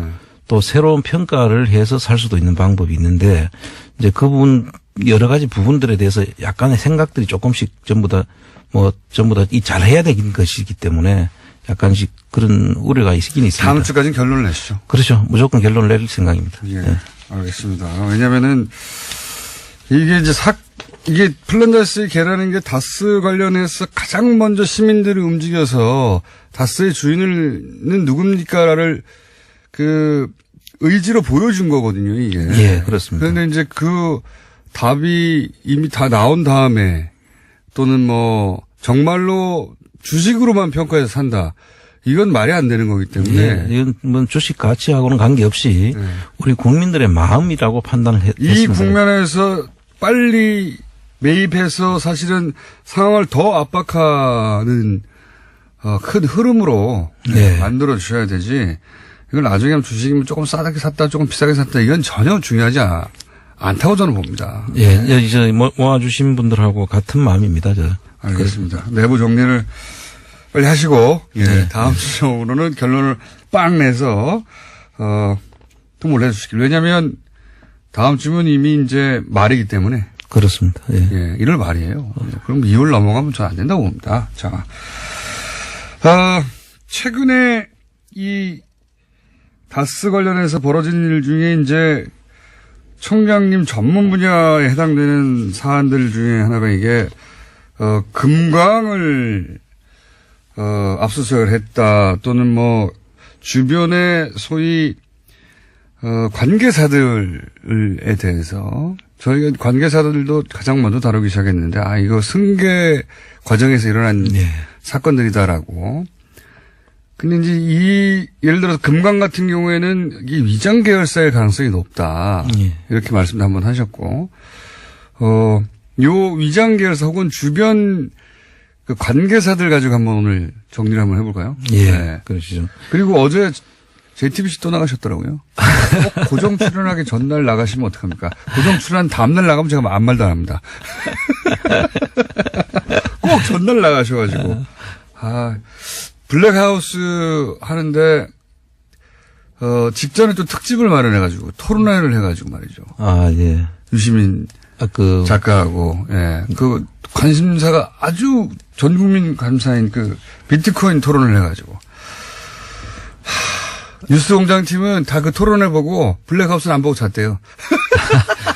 근데 저도 블랙하우스를 봤는데요, 어제. 네. 출연하시죠, 참. 예, 출연도 했고, 봤는데, 좀 시간대가 조금 늦은 거 아닌가, 그런 생각이 들더라고요. 썰전도 시간대는 늦습니다. 그렇습니까? 네. 네. 시사방송, 그런 류의 시사방송이, 더 빠른 시간대로 파고들기는 쉽지가 않고. 예. 하여튼 재밌었습니다, 저는. 자, 하는지도 잘 몰랐어요, 사람들이. 예. 오히려, 예전에 그, 파일럿 때는, 주말에, 예고도 많고 주말이어서 아는 분들이 많은데, 하는지도 몰랐거든요. 네. 한 2, 3주 지나면. 네, 그렇습니다. 조금만 지나면 아마 금방 2, 3주 사람들이 지나면 끝장날 알겠죠. 거라고 봅니다만은, 저희 제작진들은 안 봤다고 그냥 자랑스럽게 토론해 봤다며. 비트코인 토론회. 네, 배신자들 말이죠. 어쨌든, 배신자의 청장님도 들어가는 겁니다. 자, 금강. 네. 예. 다스의 사금고 아니냐? 예. 이제 통상 이 대기업도 그렇고 대부분의 그 위장 계열사라고 이름을 칭하는데요. 예. 이 위장 계열사라고 하는 것은 실질적으로는 그 회사가 동일체인데 예. 다른 사람 관계 그 관련이 있는 친인척이라든지 뭐 자기 같은 회사에 근무했던 사람들 이름을 빌려서 회사를 위장으로 설립을 하는 거죠. 그렇죠. 그래서 자기 내부에서 그 해도 될 일을 네. 외부에 만들어 가지고 거기다가 이익을 생기면은 그 이익을 분여하기 위해서 이익을 이쪽엔 이익을 줄여야 될 목적이 있다. 그러면 여기다가 원가를 많이 계산해 줘 가지고 이익을 늘려주는. 한마디로 자기들이 처리하기, 이제 자기들이 주목받거나 또는 뭐 자기들이 재벌이거나 혹은 자기들이 뭐 어떤 대상이 될 때 자기 눈을 싹 피해가지고 그렇습니다. 다른 곳에서 이윤을 만들어내거나 거꾸로 손실을 거기서 입으라고 해가지고 예. 예, 조정을 할 수가 있죠. 조정하게 만드는 건데 근데 네. 그 과정을 통해서 비자금을 만들 수도 있지 않습니까? 그렇습니다. 보통 이제 사실은 더 큰 목적은 비자금이죠. 네. 거기서 비자금을 만들어야 큰 회사에서 문제가 되면 네. 그 심각한 문제가 발생할 수 있으니까 그런 작은 회사들을 통해 가지고 만약에 문제가 되더라도 그 선에서 끝나게. 그 화산만 문제가 되고. 네. 그러니까 100원짜리를 150원에 팔아가지고. 네. 50원을 이제 빼는 방법이죠. 남기는 거죠. 예. 100만 원만 주면 될 걸 150원을 주는, 100원을 주면 될 걸 150원을 주는 거죠. 그렇죠. 네, 물건을. 그러면 그쪽에 50원이 남을 테니까. 통상 대기업들은 이제 상장 회사인 경우에는 네. 보는 눈이 많고 그 검토해야 될 내용들이 많지 않습니까? 그런데 작은 회사를 만들어 가지고 뭐 개인이 한다든지 예. 법인도 작은 법인을 만들어 가지고 하면 눈에 띄지 않고 예. 그 뭐 거기서 돈을 빼도 크게 주목받지 뭐 않으니까 그렇죠. 그렇게 위장 계열사를 많이 운영하죠. 그러니까 이제 그쪽에서 이윤이 많이 나야 많이 남기고 그 또 수익도 숨길 수 있으니까 일감 몰아주기도 하죠. 그렇습니다. 예. 일감을 괜히 다 몰아줘가지고 예. 자기들이 할 수 있는데도 불구하고 이쪽에서 하게 한다든가. 예. 그걸 키워서 예. 일감 몰아주기를 해가지고 보통 이제 그는 승계를 할 때 예. 자식한테 주고 싶을 때 그 자식을 앞세워서 예. 그 승계를 할 때 키워가지고 일감 몰아주고 일감 몰아주면 회사 크지 않습니까? 네. 그걸 가지고 상장을 시켜서 예. 한번 뻥튀기 하는 거죠. 상장 차익을 노려가지고 그거를 오히려 다시 모기업을 잡아먹는 그렇죠. 그런 형태로도 씁니다. 회사를 의도적으로 키운 다음에 그럼 돈이 많이 남고 네. 그리고 나중에 상내까지 하면 더 등치가 커지니까 그 등치로 거꾸로 회사를 사버리면 승계하지 않고 그러니까 네. 승계는 했는데 상속세를 안 내고 승계하게 되는 거죠. 그렇습니다. 예. 우회 승계의 그 방법입니다. 예. 네. 그런 식의 일들을 대기업이 많이 하는데 해왔는데 예. 예, 걸린 사례도 있고 근데 금강이 바로 그런 역할에 쓰이는 예. 용도가 아닌가. 우선은 첫 번째로는 비자금이 갔을 가능성이 있고요. 거기서 예. 만들었을 가능성이 있고요. 두 번째로는 승계도 이 금강이 이용된 것 같아요. 예, 지금 그걸 잠깐 설명을 좀 드리면요. 예. 이 금강의 전신이 세강공업입니다. 예. 세강공업이 있다가 없어지고 지금 한양실업이라고 이름이 바뀌었지 않습니까? 세강공업은 이제 소위 120억 BBK 비자금 관련해서 직원이 그걸 관리했다는 예. 그 회사죠. 예, 직원이 그 닷새 직원 한 사람이 120억 개인 횡령했다고 할 때 그때 주고받았던 상대 회사가 그 세강공업의 직원이죠. 세강공업의 직업입니다. 그렇게 해서 만들어낸 거죠. 예. 120억. 근데 그걸 혼자 다 먹었다고 지금 주장했었었죠. 그랬죠. 예. 그래서 지금 이제 뭐 밝혀지고 있는데요. 그 세강공업이 그 당시에 노조가 있었습니다. 예. 그 노조가 생기면서 그 당시에 노조를 없애기 위해서 회사를 폐업을 시킵니다. 예. 폐업을 시키고 유광테크라는 회사를 하나 2년 동안 잠시 운영하는데 그때 그 세강공업을 대신해서 만들어지는 것이 금강입니다. 예. 금강이 만들어져가 쭉 잘 왔습니다. 또 그 두 개 다 목적은 위장 계열사의 목적이죠. 바로 이제 비자금 용도였던 것을 추정할 수 있는 것이 세광 때 비자금을 그렇게 만들었거든요. 120억을. 예. 그러니까 그 뒤에 똑같은 방식으로 만들어졌기 때문에 금강도 그 역할을 하지 않았을까 추정하는 거고요. 그렇습니다. 그런데 이 금강은 또 특이한 것이 그 김재정 씨의 처가 되시는 미망인 권영미 씨라고 있지 않습니까? 예. 그분이 김재정 씨가 돌아가시고 난 다음에 2013년, 14년도, 2016년도에 지분이 갑자기 급증을 합니다. 그 그렇죠. 금강에다가. 예. 그래서 제가 그걸 계속 주목해서 보고 있고요. 13년, 14년도에 16%, 예. 이 16년도에 32%를 해서 64% 지분을 가지게 되고 예. 그 자재가 10%를 가지고 있어서 사실상 전체 지배주주가 돼 있는 거죠. 70% 이상. 예. 예. 그래서 이것을 왜 가졌는지에 대해서 좀 생각을 해봤거든요. 예. 이걸 왜 이렇게 근데 2016년도는 시점이 이 물량이 갑자기 한 400억이 떨어지면서 예. 1200억이었다가 한 800억대로 내려오면서 그때 결손이 막 발생하기 시작합니다. 회사가- 그동안 잘 되던 회사가. 예. 그런데 그때 건영미 씨 지분이 32%로 지금 급증하거든요. 그리고 그 지분이 그 물량이 줄고 그거는 이제 이시영 씨의 회사인 SM. 그때 또 SM이 만들어지죠. 예. SM으로 그래서 이제 SM이 만들어지고 SM이 사실상 승계를 하는데 이 금강이 뭐랄까 보조 역할을 하는 그렇습니다. 자기 수익을 줄이면서 그쪽으로 넘겨주는. 옛날에 세강이 없어지면서 건강을 만들었듯이 예. 건강이 없어지면서 SM이 만들어진 그렇죠. 거죠. 그런데 그 SM의 주인은 이시영 씨인 거죠. 예. 그러니까 이명박 대통령의 아들. 그러니까 예. 지금 그 지점이 묘한 것이 건영미 씨 지분을 잔뜩 그 64%, 70, 그 아들까지 하면 74%까지 올려놓고 예. 그 회사가 지금 결손이 나가지고 거의 지금 없어질 위기 또는 노조 때문에 이걸 지금 없애야 될 위기에 있는데 왜 지분을 높였냐. 지분을 높여놓고 예. 그 물량들은 지금 SM으로 지금 빼고 있는 정황이거든요. 예. 그럼 이 부분은 승계와 또 건영미 씨한테 그렇게 많은 지분이 어떻게 건영미 씨가 취득하게 됐는지 그 자금원은 어딘지 그리고 그 자금을 준 이유가 뭔지 어차피 없어질 회사라고 보이는데 없애거나 그냥 모양 그 명맥만 유지할 것처럼 계속 줄여가 나가는 중이었는데 네. 왜 권영민 씨의 지분을 그렇게 갑자기 높였을까 이게 의문인 거죠. 그렇습니다. 예. 그 이야기는 제가 유출을 해보니까 그 당시에 이제 김재정 씨가 전부 다 거의 차명 김재정 씨 주식이든지 뭐 그 이상은 씨 주식이 다수 주식이 다 차명 것으로 지금 거의 지금 이야기가 되고 있잖아요. 그런데 그다음에 부동산도 한 67만 평이나 되는 그 부동산도 김재정 씨 이름으로 돼 있다가 건영미 씨한테로 넘어가 있거든요. 예. 그런데 이분들이 예를 들어서 나중에 어쨌든 이것이 내 거다라고 주장하고 나왔을 때 상당히 좀 불편하게 될 수가 있죠. 네. 그런데 그걸 어떻게든 통제를 해야 되지 않겠습니까? 네. 이건 짐작입니다. 그래서 통제를 해야 될 때 당근을 뭐가 줬어야 되는데 망할 회사, 그러니까 없앨 회사에 당근을 줬다? 지분을 이제 줬다? 그렇지 않을까? 그렇게 의심을 하고 있는 거죠. 그럴 수도 있겠네요. 그럴 수도 있고, 또 한편은 저는 그 과정을 보면, 지분이 늘어가는 과정을 보면 어떻게 생각했냐면, 그 이전에 어쨌든 회사를, 그 회사는 금강은 그 이전까지는 이명박 전 대통령 그 친인척 누구도 지분이 없었거든요. 예. 예. 그러니까 이시영 씨 지분도 없고 이명박 대통령 지분도 없었어요. 예, 그렇죠. 그래서 다스하고는 지분으로는 연결이 안 돼 있는 구조였거든요. 그때 이제 중요한 건 거기에 대표가 이영배 씨라고 예.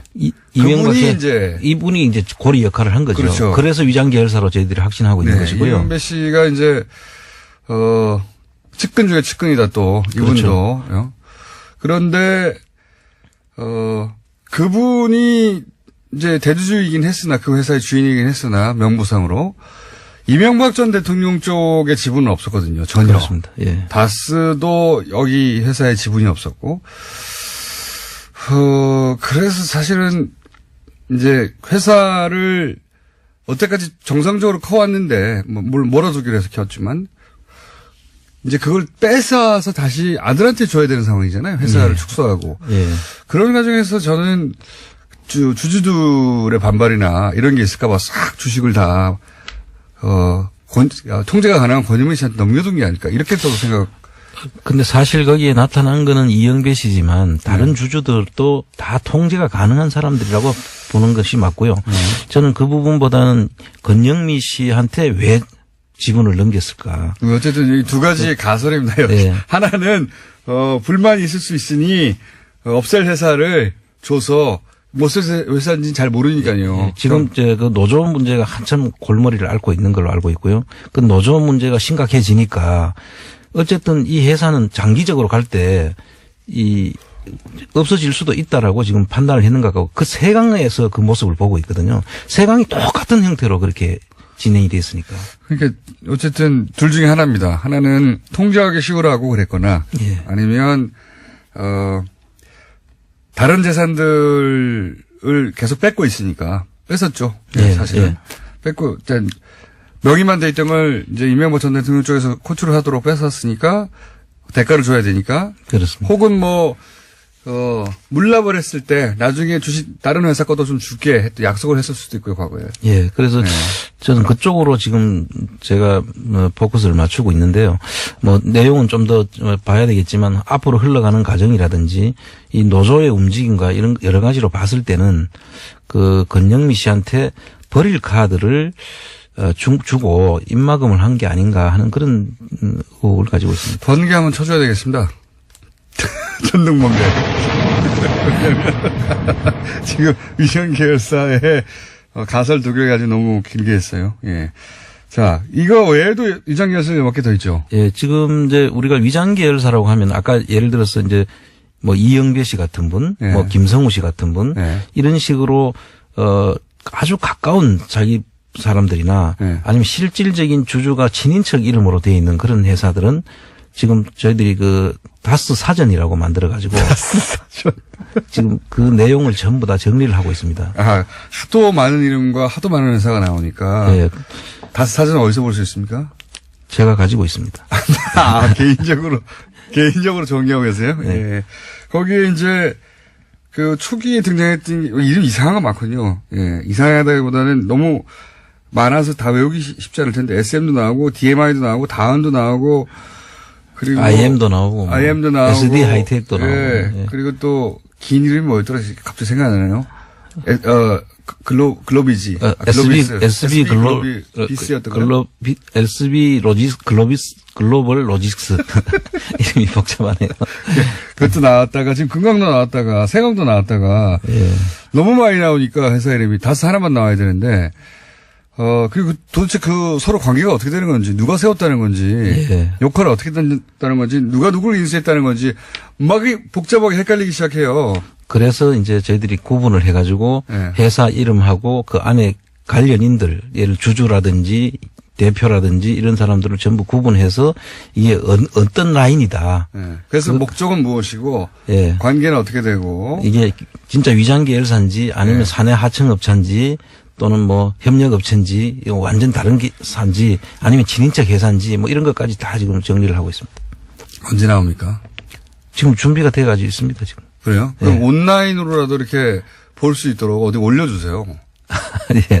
저기 플랜 다스의 개 홈페이지 있지 않습니까? 네. 거기다가 뭐 PDF 파일이라든가 지금 손으로 수기로 만드신 거예요? 아니면 무슨 아닙니다. 지금 이제 파일 포맷이 예, 다 그 좀 정리가 되어 있습니다. 그 파일로. 예. HWP 아래 한글 파일인가요? 아니면 엑셀인가요? 아니면 파워포인트인가요? 사실 뭐. 만든 사람은 그 우리 안에서 만들었기 때문에 네. 제가 가지고 있는 그 버전은 그냥 파일로. 그냥. 종이에다가 손으로 쓰신 거 아닙니까? 아, 그건 아닙니다. 그건 예, 아닙니까? 예. 한글 파일 같은 걸로 만드셨어요? 예. 사실은 이거를 주변에서 협조를 해가 분석까지 해서 주신 분이 있어요. 아하. 협조도 받으셨고. 예. 그 파일을 어디다 올려주세요. 네. 그 파일을 올려주시면 그걸 보면서 많은 사람들이 그 다스백과를 보면서 그걸 점점 보완도 하고 혹은 뭐 거기다가 아는 내용을 덧붙이기도 하고 제보도 받고 네. 그럴 수 있을 거거든요. 파일을 올려주십시오. 네. 언제까지 올리실 겁니까? 곧 올려드리겠습니다. 플랜다스에게 홈페이지에서요. 네. 네. 그 플랜다스에게 홈페이지 다시 한번 소개해 주시죠. 주소를. 쇼미더머니.or.kr인데 우리 저희들이 플랜다스라는 국민운동본부 홈페이지죠. 그게. 예. 알겠습니다. 자, 여기서, 잠깐만 계십시오. 저희가 지금 바로 회의를 들어가신다고 해가지고, 최고위원 회의를. 끝나고 연결하려고 했는데, 바로 연결하겠습니다. 이명박 정부 당시 국정원 특활비가 대통령 부인 명품 구입에 쓰였다. 이런 의혹 제기를 처음으로 하신 분이죠. 더불어민주당 박홍근 원내수석 부대표 연결됐습니다. 안녕하십니까? 네, 안녕하십니까? 네, 어제 김종배 시점 집중에서도 인터뷰 하신 걸로 알고 또 다른 시험 수석이 아니죠. 색다른 시선이죠, 어제. 네네. 네. 인터뷰를 하신 걸로 알고 있긴 한데, 다른 언론과도 인터뷰를 잠깐 하시고, 저희가 다시 한번 정리해서 여쭤볼게요. 네. 김희중 전 부속실장으로부터 제보를 받으신 겁니까? 아니면은 그 지인으로부터 제보를 받으신 겁니까? 그러니까 검찰은 지금 예. 네, 제가 3일 전에 네. 이제 김희중 전 실장과 아주 친한 분으로부터 저녁에 전화를 받았습니다. 아하. 김희중 실장이 이제 검찰에서 네. 조사를 받고 나와서 이분께 하신 이야기를 저한테 전한 겁니다. 본인이 그러고 보니 이제 뭐 명품 이야기가 나오고 뭐 1억 환전 이야기가 나와서 예. 이런 부분은 향후 검찰 수사는 있겠지만은 분명하게 좀 이렇게 여당의 수업도 좀 알고 있어야 될 것 같다라고 해서 저랑 잘 아는 분인데 이분이 이제 그 막역한 사이였던 김희중 씨의 그 이야기를 듣고 저한테 그대로 전달을 해 주신 거였습니다. 그 지인분을 공통으로 알고 계셨군요. 네, 그렇습니다. 이제 저는 제가 직접 김희중 씨를 아는 건 아니고요. 예. 김희중 씨하고 오랜 세월 아주 막역하게 여러 가지를 다 허심하게 이야기를 나누는 그런 분이었습니다. 그 지인을 또, 부대표님도 알고 있었던 분이어서 마침 내가 이런 얘기를 들었는데 이거 그쪽에서도 알고 있어라 이렇게 전달해 줬다 이런 말씀이시군요. 네네, 그렇습니다. 김희중 씨가 이제, 지금 소위 이명박 전 대통령하고 여러 가지로 지금 관계가 악화되어 있는 분 아닙니까? 그래서 본인으로서, 가서 이명박 전 대통령에 대해서 유리하거나 불리하거나 이런 게 아니라 있는 그대로 본인은 이번에 가서, 진술을 해야겠다라고 생각하고 갔다는 겁니다. 그래서 이분을 따지지 않고 있는 그대로 자기가 아는 대로 다 말하겠다고 갔다? 예. 네, 이명박과 전 대통령과의 의리 이런 문제는가 아니라 이제는 있는 그대로 가서 진술을 했고 그 내용을 이제 본인에게 얘기를 해줬다는 것입니다. 그렇군요.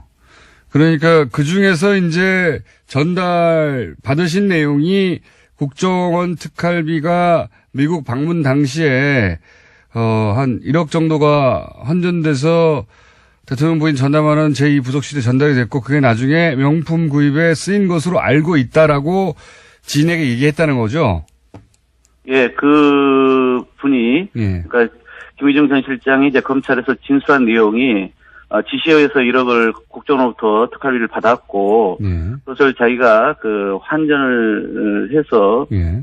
그 돈을 이제 이 부속실 쪽에 전달했고, 그것이 명품 구입으로 쓰인 걸로 이렇게 자기가 검찰에서 진술했다는 내용이었고요. 아하. 예, 제가 이제 그 이후에 사실은 이 부분을 이제, 정두원 전 의원이 명품이나 이런 부분을 빼고 좀 이야기를 했길래, 예. 제가 이 부분을 좀 더, 이제 더 좀 알아보고 또 알릴까 하다가 좀 지켜봤는데 이명박 전 대통령이 이제 기자회견을 보면서 제가 이 부분을 좀 더 언급을 안 할 수가 없겠다 싶어서 어제 아침에 공개 발언을 한 거고요. 예, 사실은 이제, 이분이 다스 문제 같은 경우도 워낙 오랜 세월 이명박 전 대통령의 측근으로 있었기 때문에 아마 검찰이 이번에는 특활비에 한해서 조사를 했기 때문에 답변을 안 했습니다만 그런 부분에 대해서도 아마 충분히 자기의 어떤 결정적 증언도 갖고 있는 분으로 알고 있어요. 김 전 실장이. 그러니까 이제 그런 부분까지 제가 좀 얘기를 들었고요. 그래서 아마 이 1억 중에서 제가 그 이후에 좀 더 파악한 바로는 3,4천만 원 정도가 2011년 영부인의 미국 국빈 방문 시에 행정관에게 돈을 줘서 명품 사는데 쓰였다. 이렇게 진술한 걸로 다시 제가 좀 확인을 했습니다. 1억 얘기도 있었는데 그 명품 구입에 쓰인 것은 3, 4천 정도, 그러니까 3, 4천 정도가 전달돼서 명품 구입에 쓰였다. 이렇게 알고 계시다는 거죠? 네, 그건 어제 마침 또 언론사에 보니까 2011년 10월 15일자로 김윤옥 당시 국빈 방문하던 여사가 미국의 명품 백화점에서 네. 쇼핑을 하던 남녀 경호인과 쇼핑하고 있었던 그런 목격자의 내용이 이제 온라인 커뮤니티에 글로 올라온 게 어제 언론사에 저녁에 보도가 되지 않았습니까? 네, 그리고 또 검찰의 조사에 대한 기사가 어제 또 났었죠. 그래서 네. 당시 이명박 전 대통령의 국빈 방문 시에 행정관이었고 그 이후에 이제 청와대 비서관까지 맡은 사람입니다만은 이 김모 전 행정관에 대해서도 돈을 이 김희중 전 실장으로부터 건네받아서 어떻게 썼는지 이런 부분을 이미 검찰이 조사했다고 어제도 또 기사가 나오지 않았습니까? 그런 일련의 흐름들이 이런 부분을 뒷받침하고 있는 것이죠. 지금 언급하신 미국의 모 백화점에서 명품을 구입했다고 하는 그런 목격담이 커뮤니티에 올라온 것은 보도가 됐나 보죠? 네, 어제 저녁에 국민일보 기사를 찾아보면은 나와 있고요. 그래서 타이슨스 니만 마커스에서 김용현 여사가 남녀 경호원과 함께 쇼핑하고 있었다는 것을 목격한 그 기사가 2011년 10월 15일자로 이 커뮤니티에 등록이 되어 있습니다. 아, 그렇군요. 이 문제가 불거지기 훨씬 전에. 그러니까 결국은 이 특활비 환전 당시의 기록, 그 다음에 당시 경호원들 조사하거나 목격자들 좀 증언을 듣거나 또 더구나 김윤홍 여사가 이제 만약에 이런 이제 1,000만 원 이상을 외국으로 반출할 경우에는 위안거래법 문제 아닙니까? 네. 또 600불 이상을 만약에 물건을 사가지고 신고를 안 했다면 그건 관세법 문제이기도 하고 또 여러 가지 국고가 개인적으로 쓰였다면 횡령죄에 해당되는 부분이거든요. 그러니까 그런 부분에 대해서까지 전반적으로 검찰이 낱낱이 정말 객관적으로 철저하게 수사를 해야 한다고 보고 있습니다. 지금 지인과의 부대표님과의 관계는 어떻게 됩니까? 제가 물어봐도 되나요? 그분은 이제 정치인도 아니고 법조인도 아닙니다. 예, 저하고는 오랜 사적인 관계 있는 사적 관계의 분입니다. 예, 가능하면 제가 그분을 한번 인터뷰해볼까 했는데 여기 인터뷰에 나서지는 않으실 분이군요. 네, 아무래도 또, 본인의 지금의 처지가 그렇게 공개적으로 말씀하실 상황은 아닌 것 같고요. 저하고 어제도 긴밀하게 또 통화를 하고, 네. 이 김희중 전 실장이 이제 그저께 오후부터 전화를 끄고 있거든요. 아하. 그래서 좀 더 추가적으로, 이 진술 내용과 관련해서 좀 확인을 해보려고 했는데, 아마 하도 이래저래 MB 쪽에서도 그럴 거고, 또 언론 쪽에서도 연락이 오니까 끄고 있는 것으로 보여지고요. 그 이후에 저도 좀 더 추가적으로 좀 알아보는 부분이 있긴 합니다만은 그건 저쪽에서 저를 무슨 명예훼손죄로 오늘 고발하겠다 이렇게 엄포를 놓고 있지 않습니까? 네. 저는 오히려 그런 거 당당하게 제가 받아들일 생각입니다. 오히려 본인들이 재무도움을 파는 격이 될 것이고 그래서 이미 이런 부분들은 오히려 검찰 수사에서 이제는 더 이상 피할 수 없는 부분들이고 제가 어제 말씀드린 것처럼 추가적으로 제2부속실 관계자와 경호원들 이런 부분들 조사하면은 다 낱낱이 드러날 것으로 보여지기 때문에 제가 또 사실관계에 어긋난 부분을 어제 제기한 것이 아니고 그 진술 내용을 제가 전해드린 대로 전달한 거기 때문에 회피할 생각이 없고 당당하게 맞설 생각입니다. 알겠습니다. 그렇다 하더라도 이제 고소고발 되시면 얘기를 더 막 못하실 수도 있으니까 지인을 저희한테 소개해 주시는 방법도 한번 생각해 봐 주십시오. 네. 잘 감안하겠습니다. 알겠습니다. 오늘 여기까지 듣겠습니다. 네. 감사합니다. 네, 고맙습니다. 지금까지 더불어민주당 박홍근 원내 수석부 대표였습니다. 마무리를 할까요, 그럼? 네, 중간에 코너인 코너로 했는데, 청장님. 목격담이 있군요. 네. 니만, 마커스. 유명한, 백화점이죠. 명품 백화점.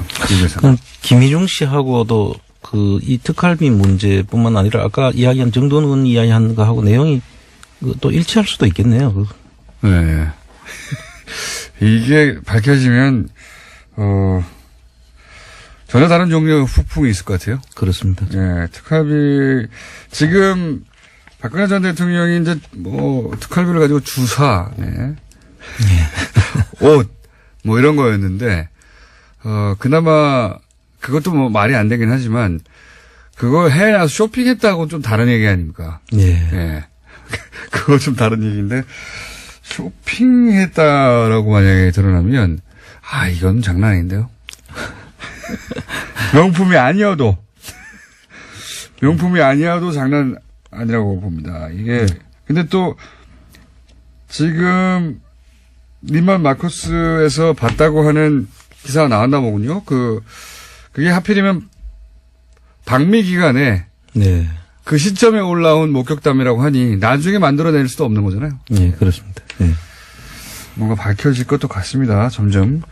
자, 오늘 여기까지 하겠습니다. 안한구 청장님이었습니다. 감사합니다. 예, 감사합니다.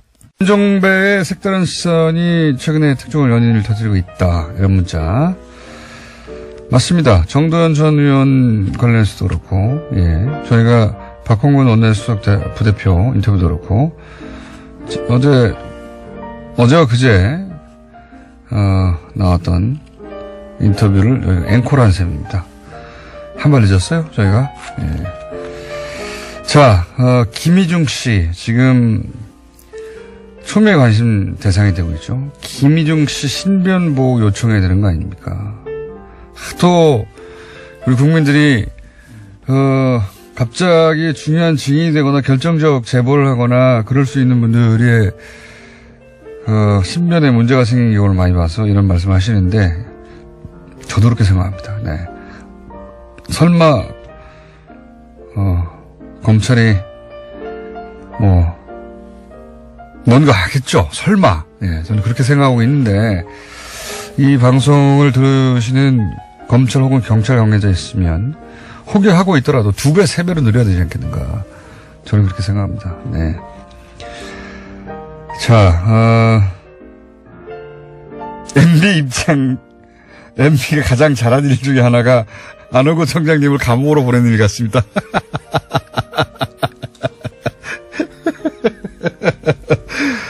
저도 그렇게 생각합니다. 결과적으로는, 네. 그리고부터 감옥에 가서 1년 있다가 5년이 지난 후 이렇게 날아다니면서 돈을 모아서 괴롭히게 될지 누가 알았겠어요. 네. 뉴스공장 패널들 외도 금지법을 만들어야 합니다. 모든 고정 코너를 하루 앞당겨야 합니다. 뉴스룸에 하루 앞당겨서 계속 나오기 때문에. 네. 어제 JTBC 블랙하우스가 시작한다고 하니까 비트코인 토론을 긴급 편성하여서 유시민 씨가 거기서 토론회 하면 또 유시민 씨 아닙니까? 거기서 끝발 날리고 바로 썰전으로 이어지게 하는 꼼수를 저도 좀 먹고 살아야죠. 참네. 좋습니다. 자, 그래서 블랙하우스가 이 뉴스공장에서조차 블랙하우스 한다는 얘기를 제가 그 전날 혹은 당일 아침 열심히 하지 않았는데 거기서는 그렇게 빵치고 나옵니까? 앞으로는 블랙하우스 하는 날은 2, 3일 전부터 뉴스공장에서 매일 블랙하우스 한다고 할 거예요, 이제. 저는 반칙이다 싶어서 얘기 안 했는데, 예. 반칙 소용없습니다, 이제. 여기까지 하겠습니다. 안녕하세요. 황교익 선생님. 네. 표준 황교익, 예. 자, 선생님? 네. JTBC에서 다른 데는 나와도 되는데 목요일은 안 됩니다. 목요일은. 월요일이나 화요일, 수요일 이럴 때 나갔어요. 요즘 비트코인에 대해서 관심들이 워낙 높으니까 네. 그럼 그걸 했었어야죠. 왜? 블랙하우스에서 비트코인을 다뤘어야죠. 그게 생방이 아니잖아요. 전날 지난주 거 가지고 할 수밖에 없어요. 근데 그거 생방으로 팍 한 다음에 JTBC에서 바로 썰전으로 넘어가는 전략을 구사해가지고 그렇게 치고 나올 줄이야. 저도 봤어요, 근데. 다 당했어. 손석희 사장님 나빠요. 예. 오늘 뭡니까? 떡볶이 이야기를 하려고 그래요. 예. 제가 나가는 수요미식회에서 떡볶이를 이번 주에 수요일 날 다뤘었는데 이제 각종 방송에서 각종 자신들이 출연하는 방송에 대한 광고를 이렇게 계속 하면서. 그 수요미식회 제작진들이 그 김호중 공장장을 어떻게 한번 출연 섭외를 하는 게 고기밖에 안 먹는데 뭘 또. 고기편으로. 고기편으로요? 맛있는 고기. 어떠세요? 제가 거기 나가면 고기를 먹을 수 있는 겁니까? 네, 먹을 수 있죠. 네, 양껏. 그냥 고기만 보내달라고 해주세요. 수요 미식회 홍보까지 지금 여기서. 네. 그 프로그램 괜찮아요. 예. 재밌죠? 예. 근데 그 떡볶이에 대해서 이야기를 하니까, 여러 사람들이 반응들을 보면서 조금, 우리가 그 음식을 먹는 일에 대해서, 많은 부분이 약간 오해하고 있는 스스로 자신의 감각을 오해하고 있는 부분이 좀 있겠다라는 생각을 해서 좀 덧붙이려고 그래요. 자신의 감각을 오해한다는 게 무슨 말입니까? 모든 인간, 그러니까 지구상의 모든 인간들, 인종, 민족, 국가 따지지 않고, 모든 인간은 감각기관과 뇌가 같아요. 감각기관과 뇌가 같다. 같습니다. 그러니까 뇌과학이나 뭐 이런 게 가능한 거거든요. 감각기관과 뇌가 같다는 게 무슨 의미죠? 제가 지금 못 알아듣고 있는데. 자연 부족에서 못 알아듣나? 인간의 신체 구조는 예. 인종, 민족, 국민, 국가 따지지 않고 예. 똑같이 태어난다는 거죠. 그런 의미요? 예. 거기서 뭐 개별적인 차이는 있어요. 뭐 어떤 예. 사람은 더 똑똑하고 뭐 모자라고 그렇죠. 뭐 눈이 좀 더 나쁘고 혀가 좀 발달했을 수도 있고요. 그렇죠. 예. 후각이 좀 더 민감할 수 있고 예. 하는 그 조금씩의 차이는 있지만은 예. 모든 인류는 똑같은 신체 조건을 가지고 태어났다. 예. 라고 생각을 해도 이 생각이 있어야만이 그 모든 그 자연과학들 인체와 관련되는 그런 과학들이 예. 성립이 가능한 거거든요. 예. 그래서 실제로 그런 과학들이 전 세계 모든 과학자들이 열심히 파고 있는 것도 동일한 조건, 인체는 다 동일한 조건이다라는 것을 전제로 하는 거라고 봐야 네. 되겠죠. 뭐 그런데 가능하고 뭐 이런 그렇죠. 식으로. 예. 그런데 뭐 체질은 다를 수 있으나 무슨 의미인지 알겠습니다. 그렇죠. 예. 근데 그 각 지역마다 인종마다 민족마다 국민마다 그 기호 음식이 다 달라요.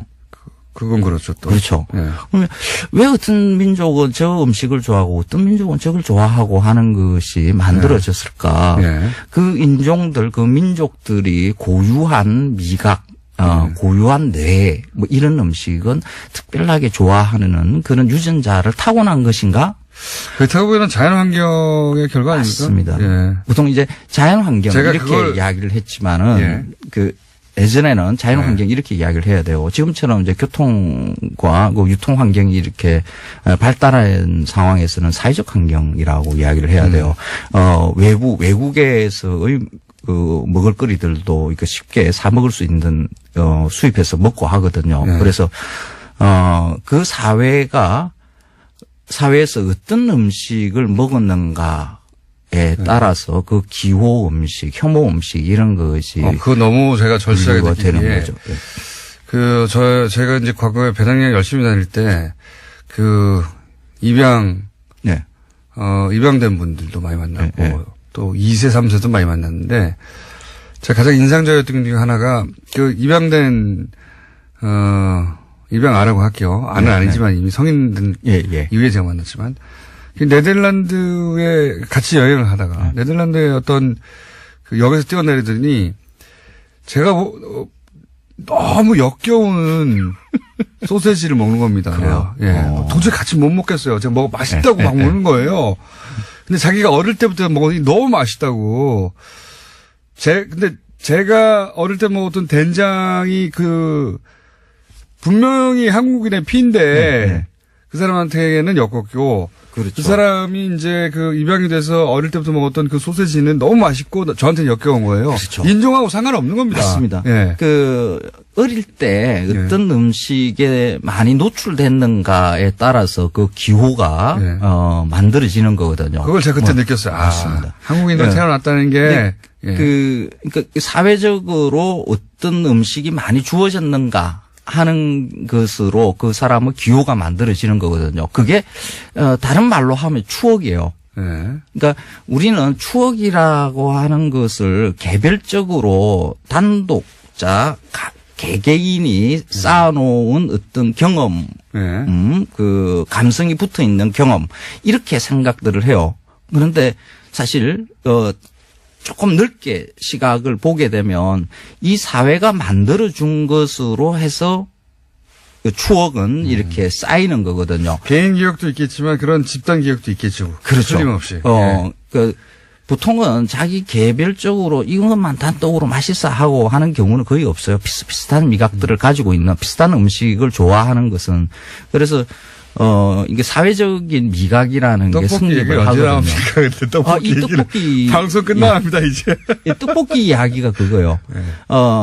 대한민국 사람들은 다 떡볶이를 맛있다라고 생각을 해요. 그래 어느 틈엔가 이 추억이 너무 강렬하니까 사회적으로 주어진 이 떡볶이에 대한 것이 워낙 강렬하다 보니까 내가 원래 이 떡볶이를 좋아하는 한국인이면 당연히 이 떡볶이를 좋아하는 것이다라고 생각하는 한국인은 떡볶이를 좋아하는 유전자를 가지고 있는 것처럼 그런 생각을 이렇게 하게 되는데 가진다는 거죠. 그건 아니다. 근데 이 지점이 중요해요. 근데 이 이걸 얘기를 왜 그러신 겁니까? 거기까지 이해했는데. 이걸 가지고 시간은 30초밖에 안 남았고. 자본이나 정치 권력들이 이용을 하거든요. 어떻게 해요? 이명박 대통령 때 떡볶이 세계화한다 해가지고 세계화로 연결하려고 하는 거구나. 맞습니다.